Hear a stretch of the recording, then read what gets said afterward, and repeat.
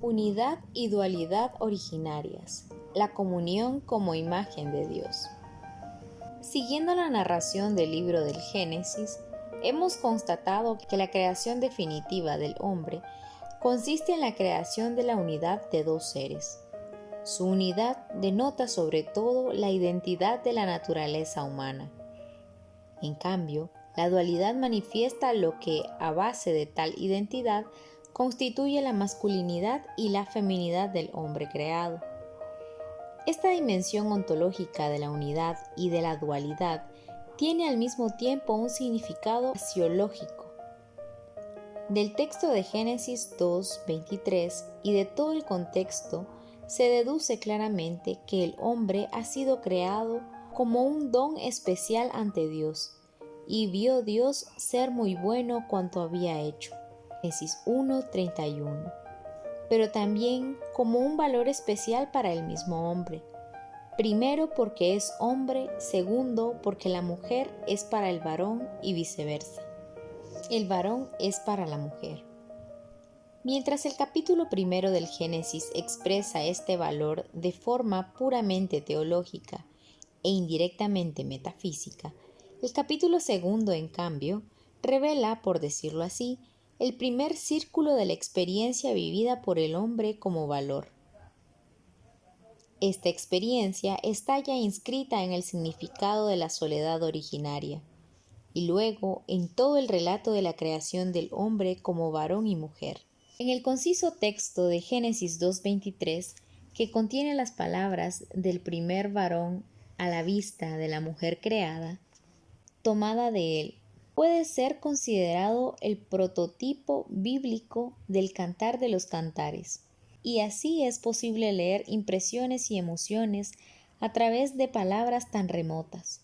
Podríamos aventurarnos también a decir que la profundidad y la fuerza de esa primera y originaria emoción del hombre varón ante la humanidad de la mujer y al mismo tiempo ante la feminidad del otro humano parece algo único e irrepetible.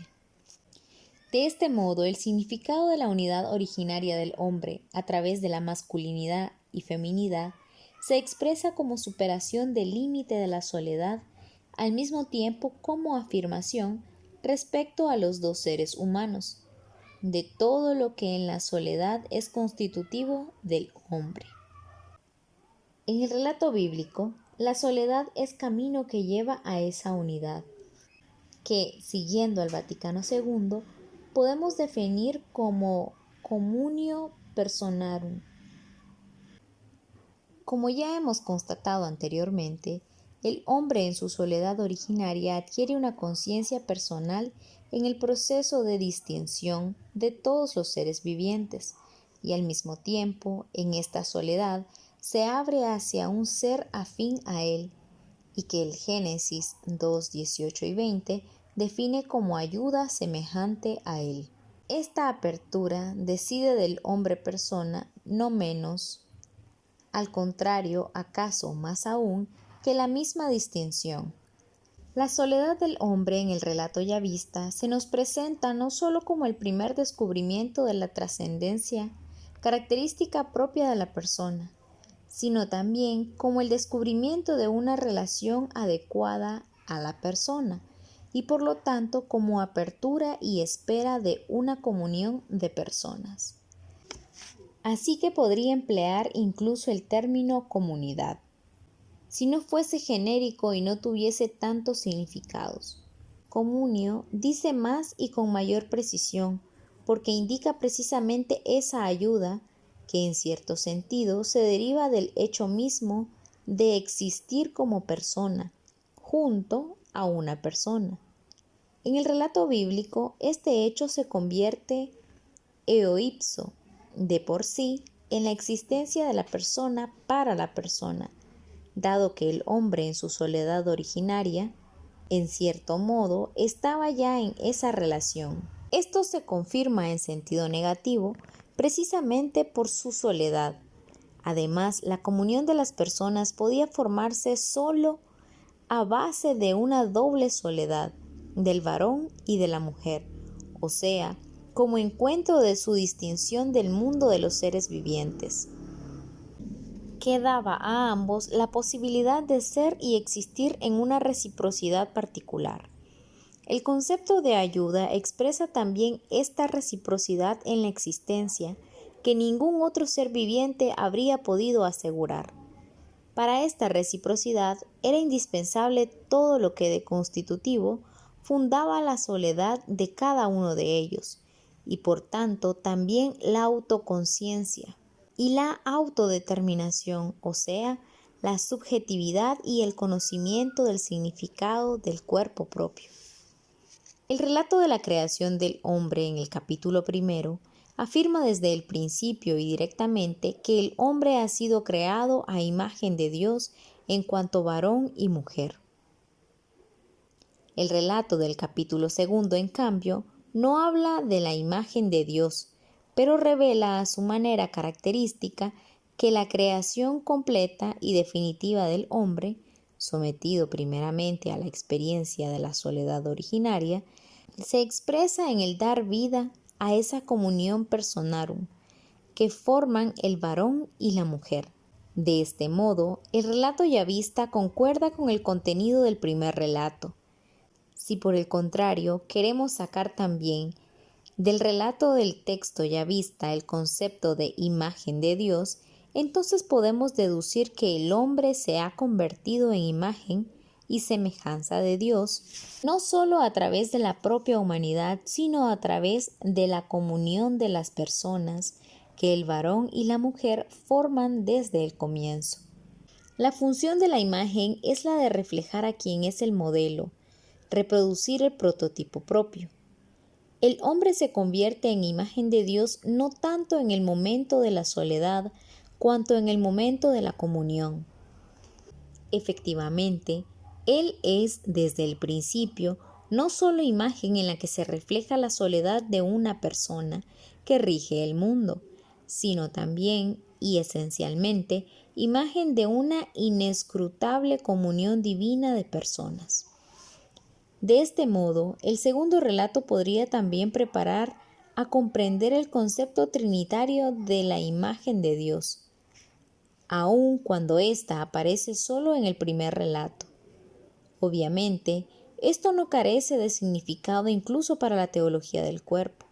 Más aún, quizá constituye incluso el aspecto teológico más profundo de todo lo que puede decir acerca del hombre. En el misterio de la creación, en base a la originaria y constitutiva soledad de su ser, el hombre ha sido dotado de una profunda unidad entre lo que en él es masculino humanamente y mediante el cuerpo, y lo que la misma manera es en él femenino humanamente y mediante el cuerpo. Sobre todo esto, desde el comienzo descendió la bendición de la fecundidad unida con la procreación humana. Génesis 1, 28. De este modo, nos encontramos casi en el meollo mismo de la realidad antropológica que se llama cuerpo. Las palabras de Génesis 2:23 hablan de él directamente y por primera vez en los términos siguientes: carne de mi carne y huesos de mis huesos. El hombre varón pronuncia estas palabras como si solo a la vista de la mujer pudiese identificar y llamar por su nombre a lo que en el mundo visible los hace semejantes el uno al otro, y a la vez aquello en que se manifiesta la humanidad. A la luz del análisis precedente de todos los cuerpos con los que se ha puesto en contacto el hombre y a los que ha definido conceptualmente poniéndoles nombre, la expresión carne de mi carne adquiere precisamente este significado. El cuerpo revela al hombre. Esta fórmula concisa contiene ya todo lo que sobre la estructura del cuerpo como organismo, sobre su vitalidad, sobre su particular fisiología sexual, etc., podrá decir acaso la ciencia humana. En esta expresión primera del hombre varón, carne de mi carne, se encierra también una referencia a aquello por lo que el cuerpo es auténticamente humano y por lo tanto a lo que determina el hombre como persona, es decir, como ser que incluso en toda su corporeidad es semejante a Dios. Nos encontramos pues casi en el meollo mismo de la realidad antropológica, cuyo nombre es cuerpo humano. Sin embargo, como es fácil observar, este meollo no es solo antropológico, sino también esencialmente teológico. La teología del cuerpo, que desde el principio está unida a la creación del hombre, a imagen de Dios, se convierte en cierto modo también en teología del sexo, o mejor, en teología de la masculinidad y de la feminidad, que aquí en el libro de Génesis tiene su punto de partida. El significado originario de la unidad testimoniada por las palabras del Génesis 2:24 tendrá amplia y lejana perspectiva en la revelación de Dios. Esta unidad a través del cuerpo, y los dos serán una sola carne, tiene una dimensión multiforme, una dimensión ética, como se confirma en la respuesta de Cristo a los fariseos en Mateo 19, Marcos 10, y también una dimensión sacramental estrictamente teológica, como se comprueba por la palabra de San Pablo a los Efesios, que hacen referencia además a la tradición de los profetas Oseas, Isaías, Ezequiel. Y es así porque esa unidad que se realiza a través del cuerpo indica desde el principio no solo el cuerpo, sino también la comunión encarnada de las personas, communio personarum. Y existe esta comunión desde el principio. La masculinidad y la feminidad expresan el doble aspecto de la constitución somática del hombre, e indica además, a través de las mismas palabras del Génesis 2:23, la nueva conciencia del sentido del propio cuerpo, sentido que se puede decir consiste en un enriquecimiento recíproco. Precisamente esta conciencia a través de la cual la humanidad se forma de nuevo como comunión de personas, parece constituir el estrato que en el relato de la creación del hombre y en la revelación del cuerpo contenida en él, es más profundo que la misma estructura somática como varón y mujer. En todo caso, esta estructura se representa desde el principio con una conciencia profunda de la corporeidad y sexualidad humana, y esto establece una norma inalienable para la comprensión del hombre en el plano teológico.